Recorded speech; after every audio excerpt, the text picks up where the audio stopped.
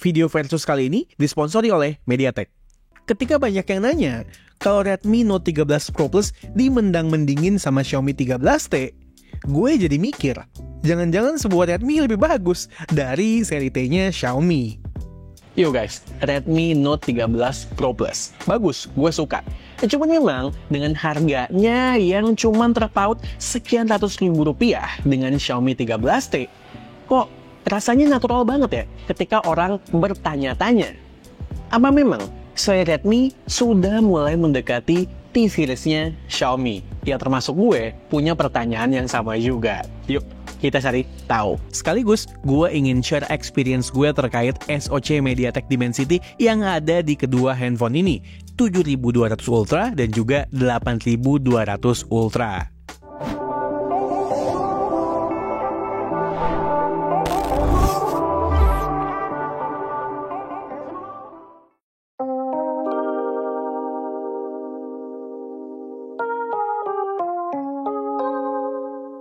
Entry point kita di pembahasan kali ini jelas harus dari harga.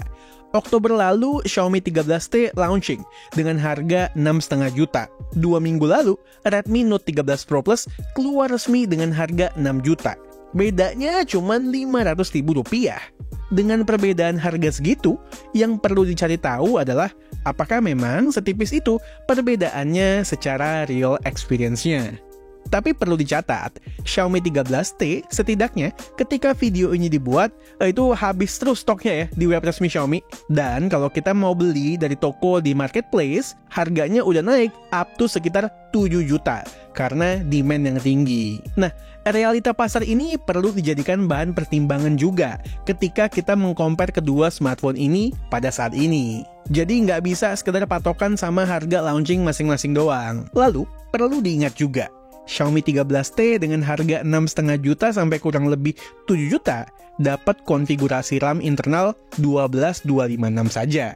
Sementara Redmi Note 13 Pro Plus 6 juta udah 12512 GB.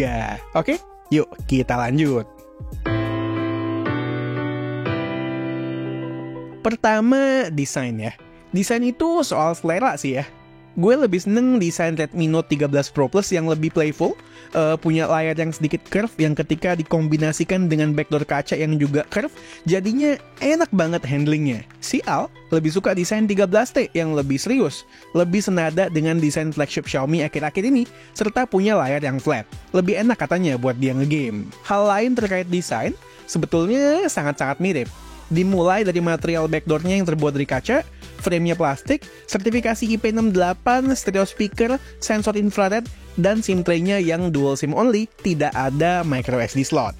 Yang berbeda adalah bezelnya, di mana Redmi Note 13 Pro Plus berasa lebih premium tampak depannya ketika curve screen-nya diapit oleh bezel yang sedikit lebih tipis di atas dan bawah.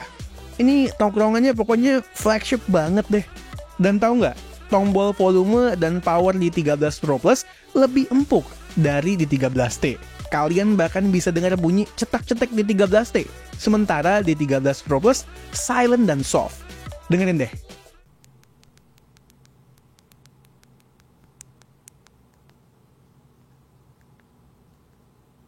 Terus, gue udah coba tanya ke beberapa orang. Mereka mengakui megang Redmi Note 13 Pro Plus berasa lebih premium dari 13T.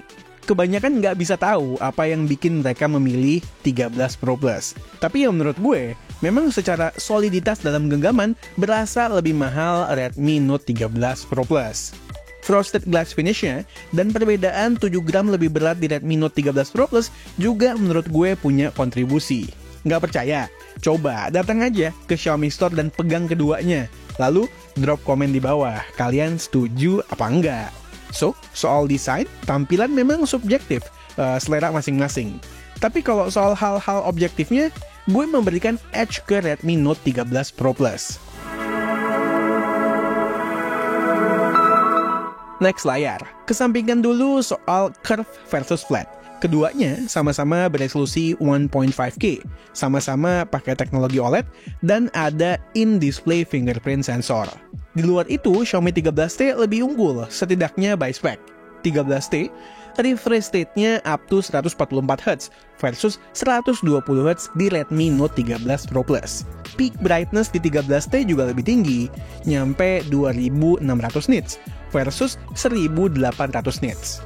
Lalu touch sampling rate-nya secara angka juga lebih tinggi di 13T, 480Hz versus 240Hz di Redmi Note 13 Pro Plus. Tapi pertanyaannya, apakah semua itu ngaruh ke real life experience?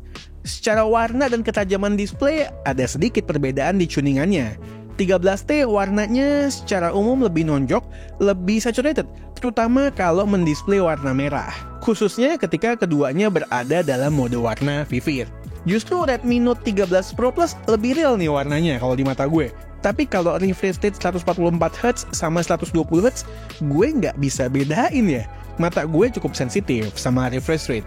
Dan jujur, di atas 120Hz, gue hampir nggak bisa rasain ya ketika di blind test. Soal brightness, ini ya karena yang disebut adalah peak brightness, which artinya valid ketika playing HDR content. Di daily, seperti ketika menggunakan aplikasi atau UI, nggak berasa keunggulan tersebut. Mirip-mirip aja. Bahkan ketika playing HDR video, lalu kondisi outdoor lebih panas, gue malah lebih sering lihat 13T layarnya ngedim duluan untuk mitigasi panas. Jadinya malah Redmi Note 13 Pro Plus yang lebih terang. Lalu untuk touch sampling rate, gue nggak merasakan keunggulan signifikan di 13T ketika gaming. Cek IG K7 deh, di bagian story highlight-nya. Kita udah pernah melakukan blind test touch sampling rate di ROG 6 yang luar biasa besar value-nya versus Poco F5 yang 240Hz. Mayoritas yang vote malah memilih Poco F5, yang mana dalam tanda kutip berarti lebih responsif.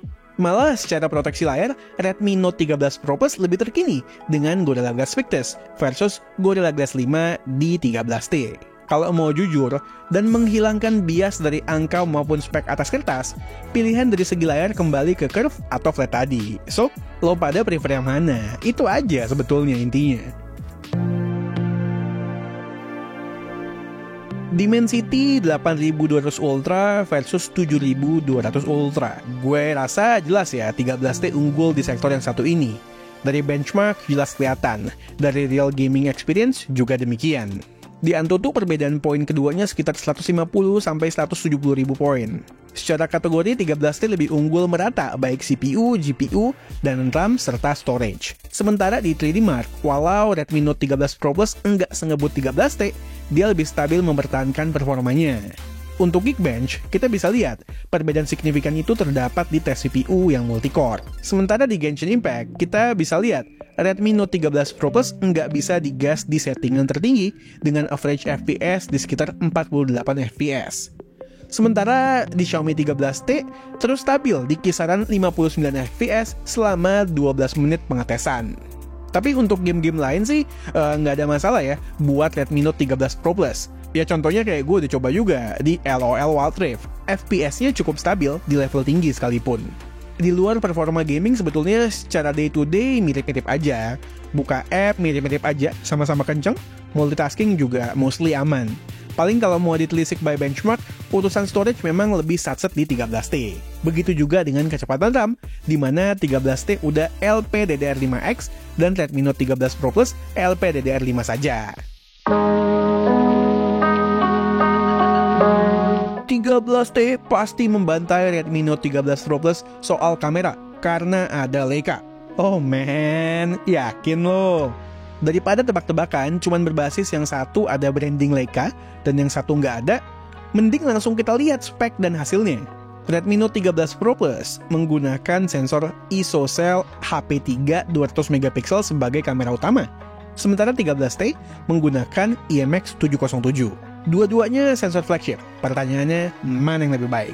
Sebelum kita bahas lebih jauh kameranya, untuk rest of the spec, kalian bisa cek di deskripsi terkait kameranya. Gue merasa dalam banyak sikon ketika gue menjepret foto objek orang, gue prefer jepretan dari Redmi Note 13 Pro Plus 5G. Karena karakter warna overall image di 13 Pro Plus 5G menurut gue pas. Nggak terlalu natural dan nggak terlalu over. Sedangkan Xiaomi 13T seolah berusaha terlalu keras ya untuk mengenhance gue. Jadinya nggak akurat banget skin tone gue. Malah kadang, background bisa kena imbas keangkat juga jadi gonjreng. Tapi memang gue merasa detail di 13T masih sedikit lebih baik. By the way, di 13T kalau foto orang, gue prefer mode vibrant ya. Kalau otentik, itu pucet banget jadinya skin tone gue, alias lebih ngaco daripada mode vibrantnya. Sebaliknya nih, kalau kalian suka foto yang nyeni, alias mikir dulu sebelum foto, barulah Xiaomi 13T dengan mode otentiknya lebih stand out ketimbang Redmi Note 13 Pro Plus. Foto 13T lebih berkarakter, dan emosi fotonya lebih keluar. Ini cocok buat si Al.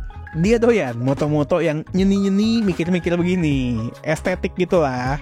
Kalau dynamic range dan lain-lain, gue melihatnya masih mirip-mirip aja. Untuk ultra wide, jelas 13T lebih bagus ya. Dari megapiksel kelihatan, dari hasilnya juga demikian. Ultra wide 8 megapiksel di Redmi Note 13 Pro Plus nggak jelek, selama nggak di pixel peep.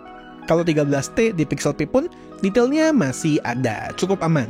Soal foto zoom, gue merasa lensa tele 2x optical 13T yang nggak stabilized terlihat mirip-mirip aja ketajamannya dengan output foto 2x in sensor zoom di 13 Pro Plus. Bahkan at times, tergantung sikon lighting, in sensor zoom di 13 Pro Plus bisa lebih perform loh ketimbang 2x optical 13T. Lebih tajam. Bahkan kalau mau lebih ekstrim dan tujuan kalian nyari detail, resolusi 200 megapiksel di 13 Pro Plus bisa diandalkan dan bersaing sama 2x optical di 13T.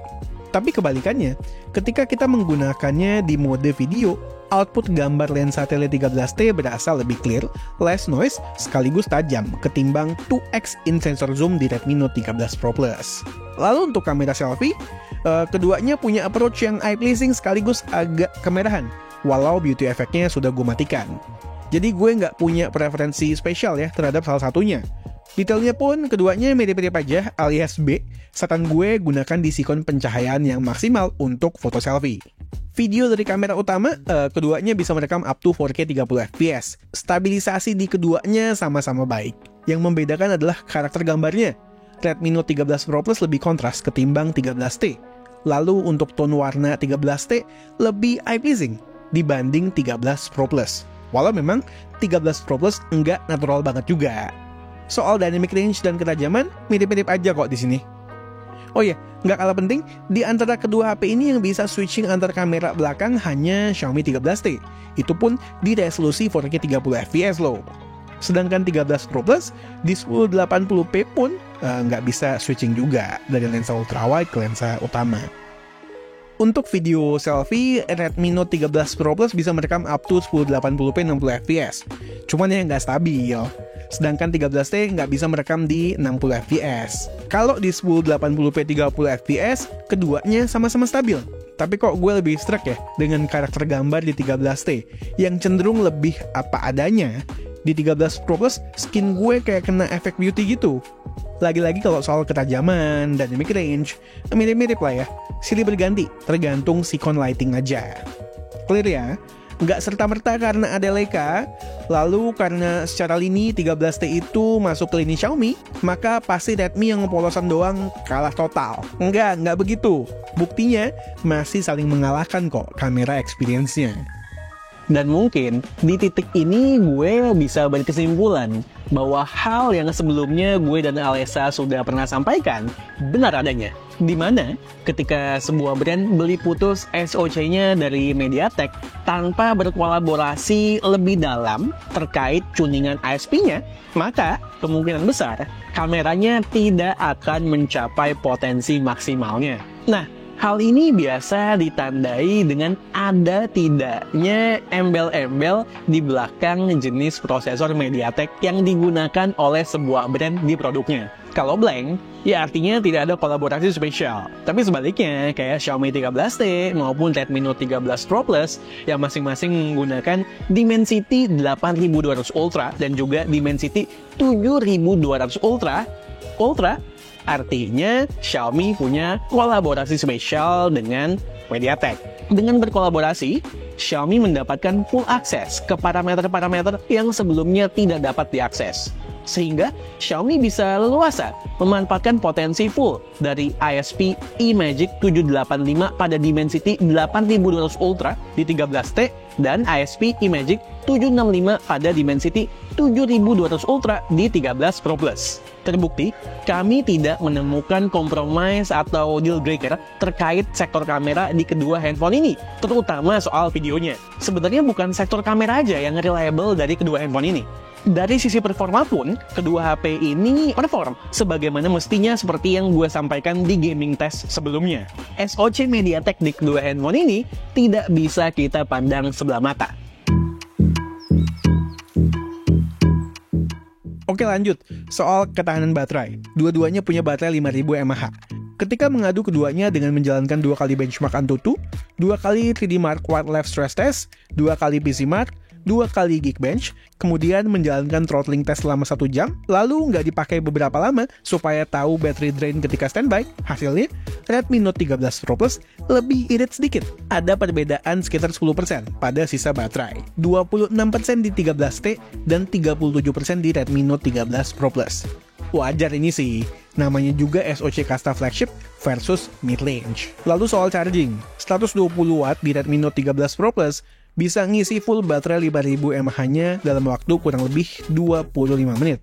Sementara 13T dengan charging power 67 watt-nya butuh waktu kurang lebih 50 menit.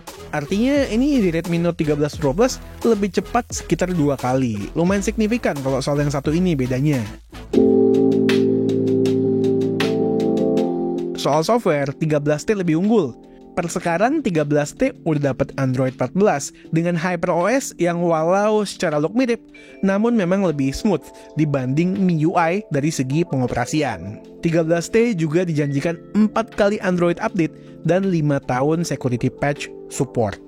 Redmi Note 13 Pro Plus jauh di belakang dengan hanya 3 kali Android update dan 4 tahun security patch. Lalu launching out of the box dengan Android 13 dibalik MIUI 14 dan sampai saat ini belum mendapatkan Android 14 dan HyperOS. Baru di Q2 nanti tuh katanya dapat HyperOS dan Android 14. Ini artinya 13T bakal dapat Android 17, sementara Redmi Note 13 Pro Plus mentok di Android 16. Untuk bug sendiri keduanya minim. Yang mengganggu nih ada di Redmi Note 13 Pro Plus terkait video display, di mana video yang ditampilkan lebih gonjreng daripada aslinya. Hal-hal lain yang perlu diketahui dari kedua HP ini, vibration motor atau haptics-nya lebih empuk di 13T. Mau diubah settingan di Redmi Note 13 Pro Plus kayak gimana juga, emang karakternya lebih empuk aja di 13T. Terakhir untuk output speaker, keduanya equally good menurut gue untuk ukuran stereo speaker di kelas harganya. Bedanya yang bisa gue notice di 13T volume maksimalnya itu berasa lebih kenceng, sedangkan untuk 13 Pro Plus lebih bulat output audionya.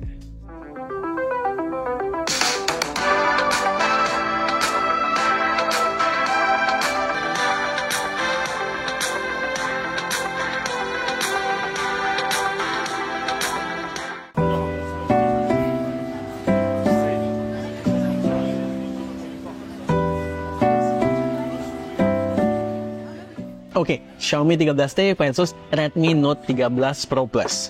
Menurut gue, nggak ada salah satu HP yang lebih dominan secara signifikan dibanding HP lainnya secara real life experience. Well, keduanya ini all-rounder. Tinggal sesuaikan aja dengan kebutuhan kalian. Dengan harga yang sedikit lebih mahal dari Redmi Note 13 Pro Plus, Xiaomi 13T punya edge dari sisi performa untuk yang doyan gaming dan juga software support yang lebih panjang. Dan poin ini menurut gue fair kok. Dan untuk rest of the phone, keduanya equally good ya, dengan beberapa approach yang berbeda ditujukan untuk meng-cater konsumen yang berbeda pula. Ya contohnya mirip gue dan Alessa yang masing-masing punya preferensi yang berbeda. Alessa misalnya, lebih suka 13T karena layarnya tidak curve, lebih ke arah fungsional intinya. Terus dipakai main Genshin masih enak, dan dia juga suka foto yang nyeni alias estetis gitu. Sedangkan gue, yang nggak terlalu concern mengenai gaming berat, prefer Redmi Note 13 Pro Plus yang lebih ganteng dan premium, serta jepretan fotonya lebih point and shoot. Dan buat kalian yang ragu karena smartphone ini menggunakan SoC keluaran MediaTek, menurut gue nggak beralasan. Karena baik MediaTek Dimensity 7200 Ultra maupun 8200 Ultra dari hasil tes kami bisa perform dengan baik. Seperti yang sudah kami sampaikan, reliable. Pada akhirnya, gue yakin setelah nonton video ini, kalian sudah bisa menentukan pilihan kalian. Xiaomi 13T atau Redmi Note 13 Pro Plus. Drop komen kalian di kolom komentar. Oke, sekian aja video dari gue kali ini. Gue Satish, and this is K2G. Tunggu reaction kami yang berikutnya. Bye guys!